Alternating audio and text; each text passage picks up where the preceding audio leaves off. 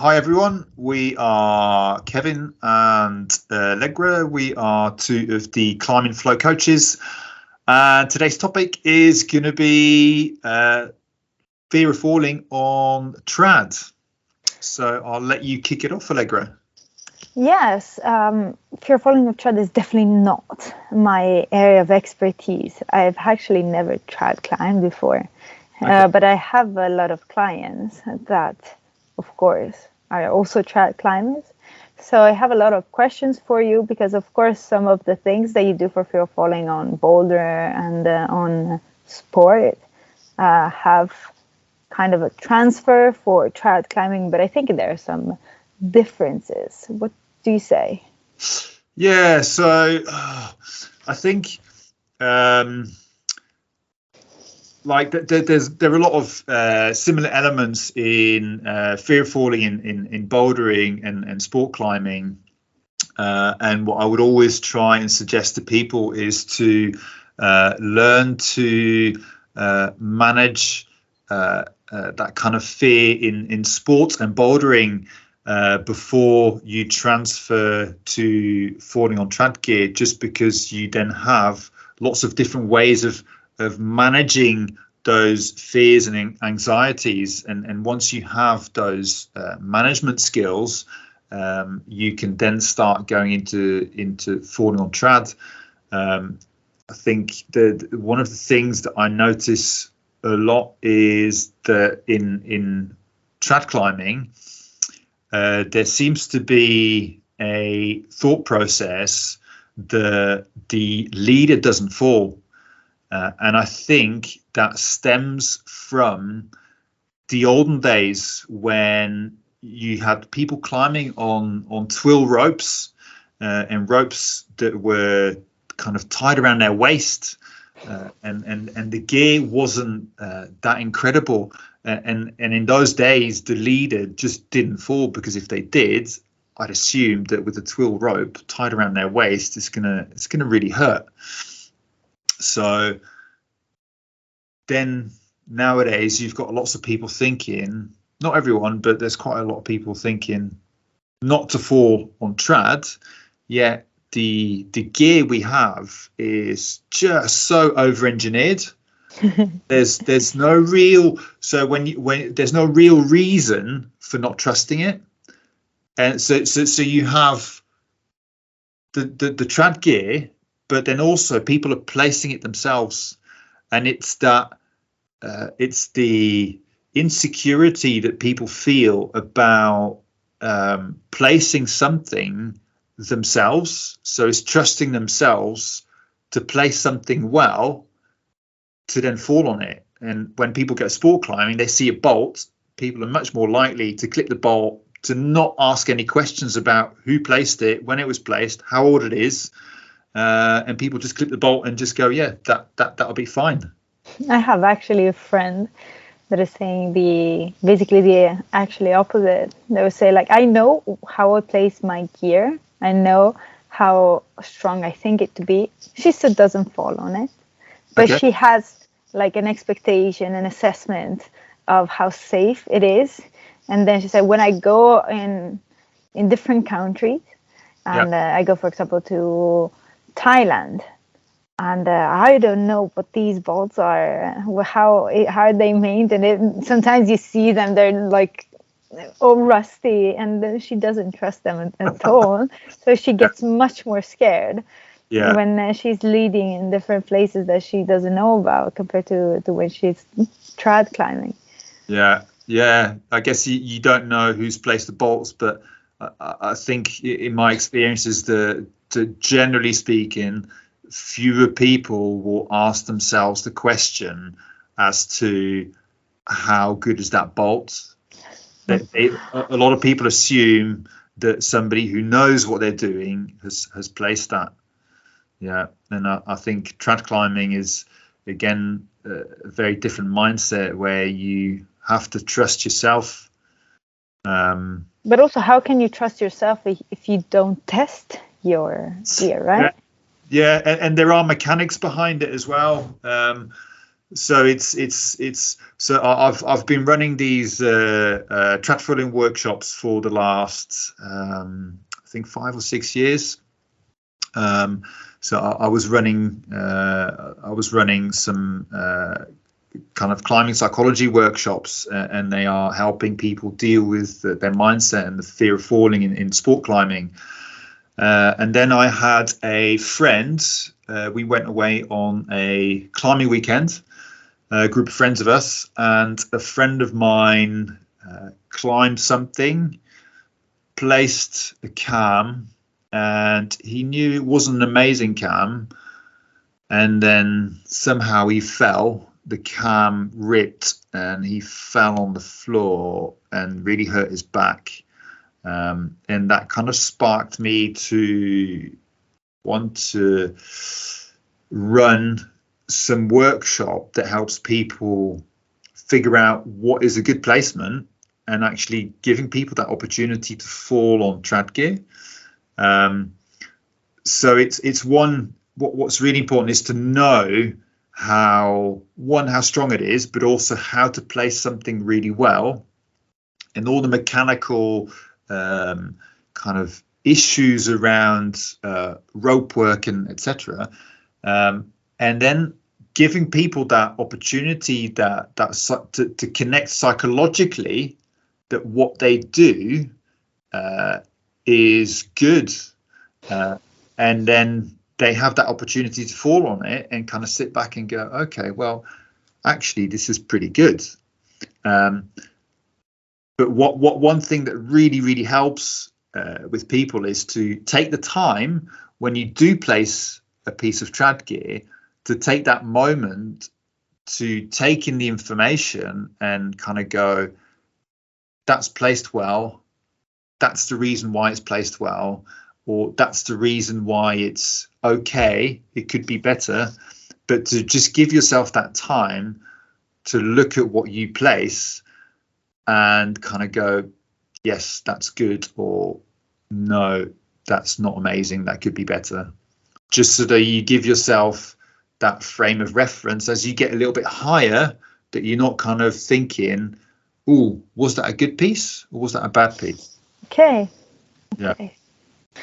Also, I guess it's a lot about developing a lot more awareness then in first, like how you think you know about your gear, your gear placement, and also about when and what are you thinking about the different kind of pieces of gear. I think like you have this intrusive thought about your gear when you should be focusing on the climbing, and you should have a specific time for thinking about your gear, which is when you're placing them. Yeah. So that you can switch off to the climbing, I guess. It's not easy to switch these kind of focuses, I guess. No, it's not. I think so. So sport climbing, definitely, you end up more in a state of flow. So you're climbing and you clip the bolt and you clip the rope, and that almost becomes an automatic movement without too much conscious thinking, unless you are climbing at your physical or maybe mental limit. Whereas trad climbing feels more broken. So you climb a section, then you have to, especially a route that you may be unfamiliar with, you have to look for places to place gear. And when you do find a place to place gear, you're having to think about which piece of gear you're going to place there. You then have to place it and try and analyze it. So that flow state can feel more broken. Okay. So you move from a flow state into having to consciously think about what you're doing, and then to try and move back into that flow state, if that, and sometimes that could be more difficult. I understand. So I have a question then for you. Imagine that you're climbing up a crack that is very long, and you have virtually an infinite amount of different placements for your gear. Yeah. So how do you manage the amount of gear that you put on? So you could choose to put like 5 pieces or 15 pieces. eventually if you wanted to. And how that impacts also, like you're climbing, how much you're getting pumped, but also like the level of risk that you're going to take. Yeah, okay. I guess that's going to be so different for different people. And if you are someone, so if we have a 30-meter crack and it's all I don't know, it's all the same movement, or all the gear to take, then you can decide, do you stop maybe every 5 meters and place a piece of gear? You then have to think about how comfortable am I with that level of difficulty, and what's the likelihood of me falling off? Am I the kind of person where every 5 meters a piece of gear is fine for me, or am I the kind of person where I think, oh, I'd like to place something every 2 or 3 meters because I would feel more secure? Mm-hmm. So it's a bit of a balancing act, and what works for one person doesn't work for somebody else. So one person places a cam maybe every 5 meters, somebody else places it every 2 meters, which then means you're going to have to carry more gear, which you might get more pumped. But it's about that psychological level of that balance between challenge and kind of, you want to move into that level of excitement. You don't want to move into panic. And for someone who might not be used to it, or for somebody who might require or might prefer lower risk, perceived risk, is that they may feel more comfortable with placing something every 2 meters, and that might be more beneficial for that person. Because the last thing you want is for the person who prefers to place something every 2 meters to place something every 5 meters and becomes almost kind of, I think, traumatized in the moment, because they are moving too much into fear. Mm-hmm. And when they move too much into fear, they're not climbing fluidly, they're tense, they're not breathing well. And then it becomes a really negative experience, which then they associate with trad climbing, and they might not go back to that. Okay. Yeah, I think it's a very delicate interplay of decision making, really, in this case. I know some people that have this issue, that when they're climbing a route for the very first time, they bring basically almost all their pieces of gear. And so they have a lot of kilos on the harness, and okay, maybe not many kilos, but I am really not sure, not aware. But and then it's really about trying to manage it. Like I think it's also a matter of trying to understand what is the best piece of gear from the ground for the different sizes. So how many cams of one specific size you have to bring, and then thinking about what you need for later on too. So if you put too many of a specific size before, then you don't have it for afterwards. Yeah. Maybe you have to wait a bit more. Like if you don't have a really precise instruction from friends or from a guide, sometimes you can get into this type of thinking, and that makes it more scary. Yeah, I guess depending on certain areas and rock types that you go climbing, the more experience you have with those, you'll end up finding, I guess, certain pieces of gear that will suit the rock type and those areas better. And that comes with experience. Sometimes you don't know what you're going to find on the route. And it's that one piece of gear that you leave behind potentially is the one piece that you actually need.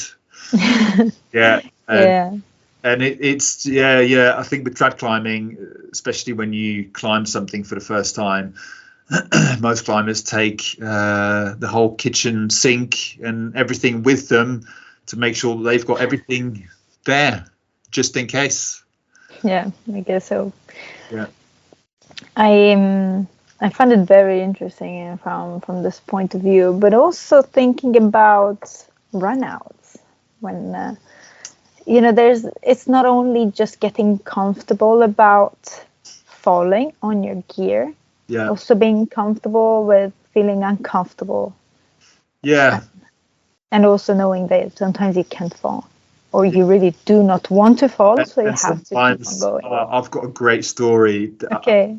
That sometimes you just can't fall, and so when was it?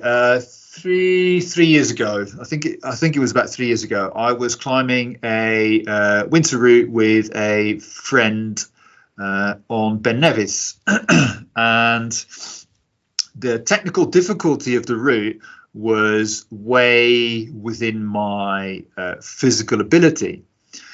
And this route is an ice route, and it's on a section of a crag where the ice isn't always that thick or that great. So my friend climbs the first pitch. He gets up to a belay and he puts a couple of ice screws in. He throws his axes in and then ties his axes into the belay. Great. I go up. It's my turn to do the next section, which has got a little tricky bulge to climb over. And I'm climbing, and the ice is maybe 2 inches thick, maybe 3 in places. So just for people like me that are not very familiar with ice climbing, what does that mean? Is it thick? Is it thin? That means how thin? It is so 5 to 7.5 centimeters thick. Means you can get your ice picks in and your crampon points, but it's very difficult to put ice screws in. Okay.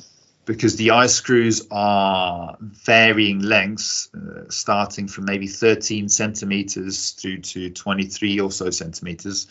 And with an ice screw, you want it to go in the ice all the way in. Okay. So I'm climbing this first section where the ice is what I would consider quite thin and not the best quality. And I'm climbing this, and I'm climbing up and thinking, I can't place any gear here. I can't put any ice screws in because the ice just isn't thick enough. And I climb 6 meters up, and I get to a section where it's a bit thicker, and I put an ice screw in, and the ice screw almost just pushes in. So I place it, and I think that's never going to hold a fall. I can't even sit on that. So I climb another section, same thing happens, and I try and find good ice, and I can't find any good ice. So I put another ice screw in, and I'm thinking, it's just like my anxiety levels start to kind of go a bit higher, and I'm not in a place where I feel comfortable to down climb. So I climb higher again, and I get to a bulge. And by this time, I'm maybe between 15 and 20 meters from the belay. Okay. And there's a little bulge above me where it feels like it's getting a bit steeper. So I put another ice screw in, and this time half of it turns, but the rest pushes in. And I'm like, oh no, really, this is just not okay. I just can't fall here. And just as I get above the bulge, I put an ice axe in, and it pulls through the ice. And then I'm trying to desperately throw the axe into the ice and pull, and it keeps pulling and ripping the ice. And my anxiety, I can feel it now. I mean, that's terrifying. Yeah. So my anxiety levels got to such a point, I started panicking. And then I started scraping my ice axe, just couldn't find anything. And in that moment, I was like, Kev, stop. You can't fall here. If you fall, you are potentially going to die. Those ice screws, they're not going to do anything. And the belay that your friend is on, I'm not sure that that's going to take a factor 2 fall. So we're both going to end up dead. So I kind of had this chat with myself, and I was like, Kev, what have you learned over all these years? It's like, right, breathe. You need to relax. So I started breathing and started to relax. And I was like, right, what do I need to do? I need to find something that's secure enough for me to pull my axe, to pull onto my axe. And I move into this zone of kind of going, right, okay, let's try and look for something. So I focus so hard on looking for something.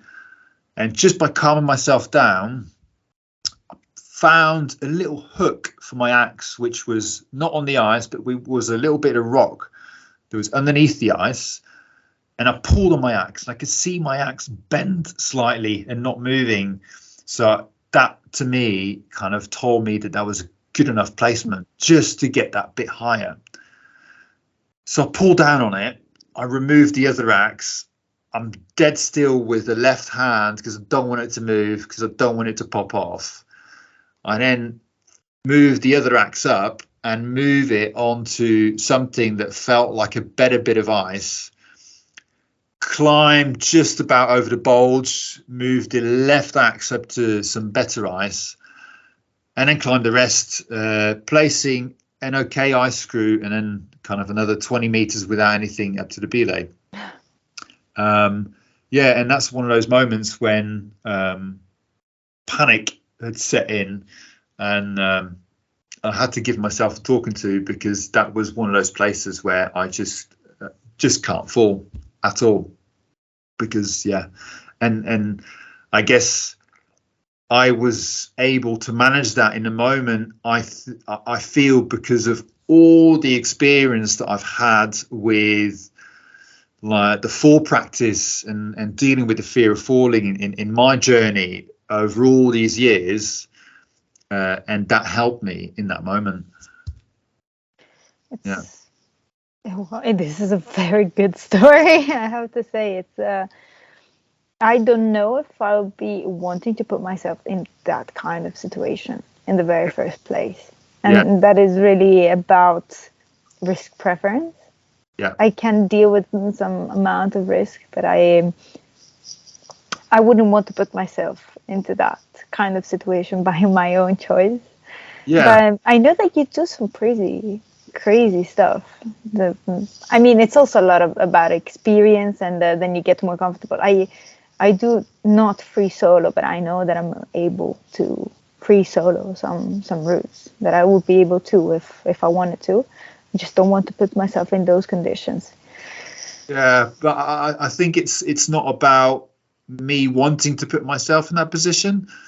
I think I've ended up in that position, and I've had to learn to deal with it. And because of all the experiences I've had in the past, have built upon me being able to deal with that.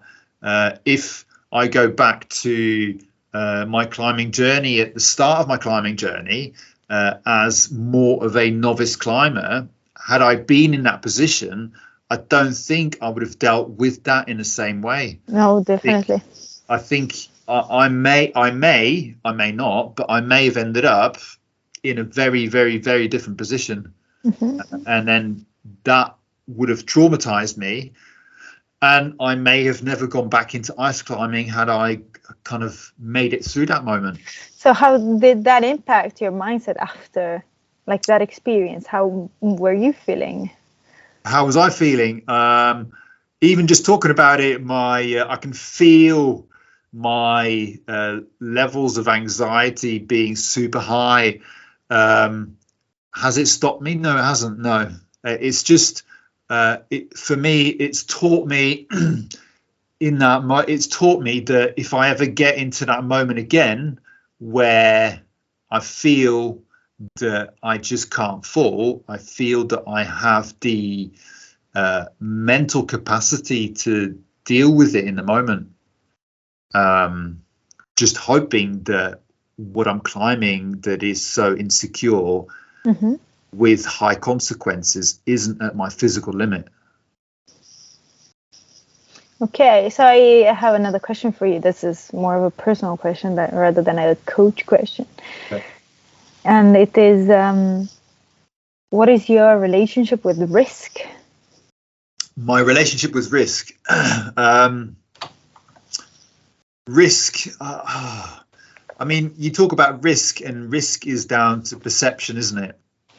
So, are you talking about actual risk, where the risk is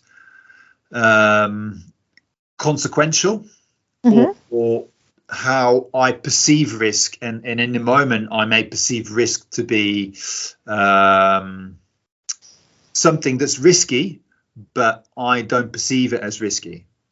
Okay, so when we're talking about risk, there's very different ways to look at it, but it's about how you handle uncertainty that you are aware of and you are perceiving in a, let's say, kind of a known way. I can, for example, ask you, would you prefer if I gave you different lotteries? Let's make it like as simple as possible. I give you the possibility to either get 50 quid, 100% sure, I just give them to you, or I can give you 100 with a 50% chance. Which one would you choose? You can choose either one to get the 50 for sure and bring them home, or I'd probably go for the 50 quid. Okay. Yeah. It's usually what people do. That is called the sure amount effect. But I think with climbing, I think there is an element of risk. So I guess in my climbing there are actual risks where when I go climbing there are real risks, but I try and analyze my physical and psychological ability to manage those risks and try and reduce that to the best of my ability. And then there are climbs where there are real risks. I then ask myself the question, is that acceptable, and is that within my ability, and how much am I motivated to want to do it? I like living. I like injuring myself. I've had injuries throughout my climbing career, and when I'm not climbing, I'm a miserable git. So risk, I guess, like maybe like an example, going soloing in winter, I ask myself the question, can I climb this grade? This is way within my comfort level. Are the conditions okay?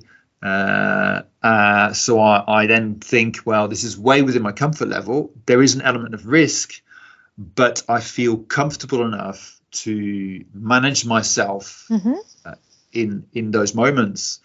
And then you go to the other end, climbing with ropes. I'm talking about winter climbing now because I'm out in Scotland winter climbing. So I then ask myself, do I have the physical ability to climb this with ropes and protection? I go, possibly. Is there lots of gear that I can place? There is. So I then kind of reducing, I guess, that level of risk. And yeah, I try and do everything I can to minimize that. Yeah. I think risk minimization, of course, is the first step for anything that we do in climbing. But still, you're talking about soloing in winter. Yeah. And it is pretty clear that it's an activity that gives you something back. It's probably, I don't think you, probably, then you tell me, I don't think you do it for the thrill of the risk. No, not at all. It gives you something different, and then you, like, the motivation is enough for you to actually accept that amount of risk, that amount of uncertainty that will always be there. Like, even though we have the perception of being able to control different situations, and it's probably accurate, we know in the back of our heads that there are some things that we cannot control, and then we have to have confidence that we can still manage, right? Yeah. And that is like that bit of uncertainty that a lot of people are not comfortable enough. So I can tell you about, like, I could free solo a route, and I know that I have all the capabilities of doing it. And do I have the confidence that if there's an animal that comes out of the rock, that Yeah. something that can happen, right? I'm not even talking about a piece of rock falling off. I'm talking about and literally like a snake coming out. Like, am I able to manage that? Am I able to hold on the rock where the snake is, and these kind of things, right? And at the moment, I do not have that confidence, and it's something that you can work on. And then you have to think about, what is the motivation? Why would I do it? Is the feeling of climbing completely free, so no clipping, no bolts, just going up and enjoying the moves enough for me to accept that amount of uncertainty that I have to deal with. Yeah, I mean, I don't go out specifically to go climbing without ropes, because I prefer climbing with ropes. But occasionally I'll go out and go climb without ropes, and I guess it's like you say, it does give you that feeling of freedom, and I think you build up that confidence over time, where I guess the first time you try something that is way within your comfort level, and then you kind of slowly build that up, and I guess the more you do it, the more comfortable you then become with that risk, and the first time you do it, your levels of focus and adrenaline might be so heightened that if the next time you did it, it would be slightly less, and then slightly less. So then you need a little bit more of a challenge to get back into that same feeling. It's like exposure therapy, isn't it? The first time you do it, it feels the emotions are so much and so intense, that's then reduced over time. So to get that same feeling, you then put yourself in a slightly more trickier situation. As long as the experience is positive. And again, it's down to how you deal with that as a person. What one person,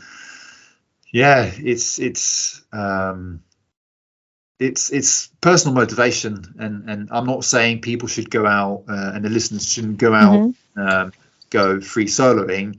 It's just I guess it's trying to relate that to climbing and trad climbing and falling, and how you very slowly over time expose yourself to risk, to what you once saw as something that was risky, you now find not so risky, because you are able to control a lot of the variables. I guess also, like, when you're climbing on ice, you don't also ever get twice the same route. No, it's all different, isn't it? Does that impact your, is it just an extra variable that you're going to assess, like how good the conditions are, and that's it for you? Or do you feel like you sometimes need to get more familiar with the terrain before going for... It's condition dependent. Ice is very condition dependent, and some days I would feel comfortable on... I think yesterday we went out and conditions were very cold, so it meant that the ice was very brittle, and when the ice is very brittle, it means it shatters, which means that your first placement might not go so well with your axe, which means you then kind of using up energy to try and find a good placement, and then the same with protection. So it's taken more time to find good places to place protection. So do I guess for me, I look at the difficulty of the climb, and I look at the conditions above me and think, do I feel comfortable to solo this, or do I feel comfortable to climb it? And then kind of decide, okay, yeah, that's fine. I see. It's interesting because a lot of times, like when you're trying to get people more confident within your abilities, I guess that the thing is that you really know very precisely where your ability is. Yeah. And again, that comes from experience, right? And because a lot of times when you want to get, that desensitization element, you just climb the route, the boulder. Maybe you have a high ball or whatever, or even it's not a high ball. Some people are just afraid of climbing different routes, even though they have some types of protection, and they do it with a varying degree of protection. So you can top rope it, and you can lead it. You can try to go up and then down climb. For example, if you're trying to do a high ball or this kind of things.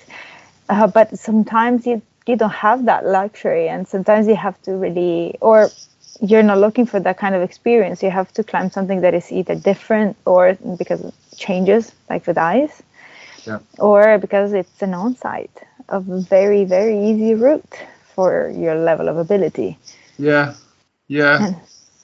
So I notice myself, and I think it happens to everyone, is the anxiety levels that build up before you try and attempt a climb, and it's the kind of butterfly feelings you get in your stomach, and everyone feels those, and I'm no different to anybody else.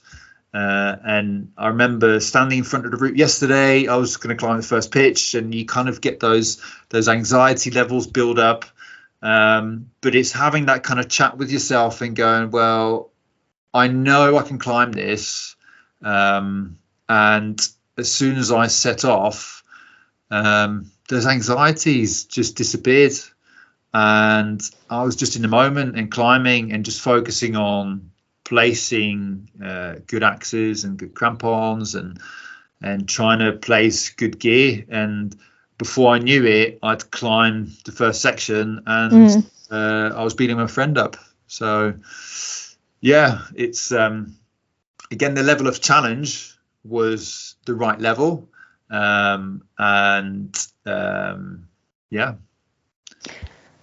So I guess now it's time to get back a bit to trad climbing again. Sorry, yeah. And we derailed a bit, but I think it is relevant when it comes to, like, as I said, moments where you know that you can't place any gear and you still have to keep on going, that kind of experience.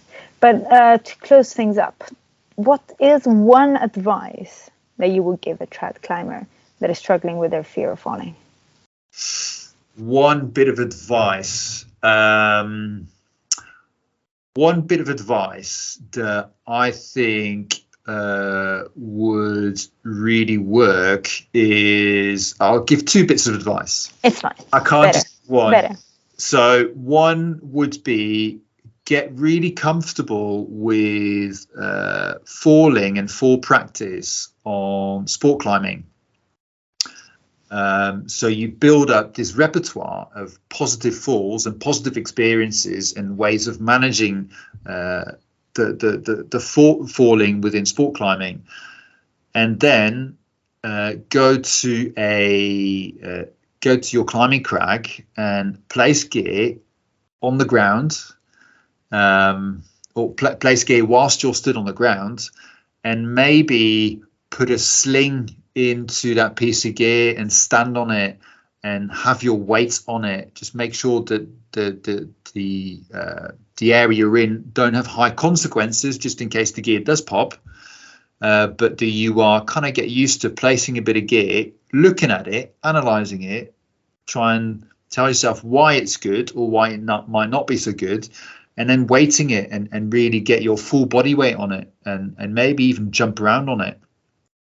Just to build up that confidence in, okay, that was a good piece, or that wasn't such a good piece, or that moved. And so you're kind of building up a repertoire on the ground where you're not having to deal with stress, to give yourself that understanding that the gear you place is good enough.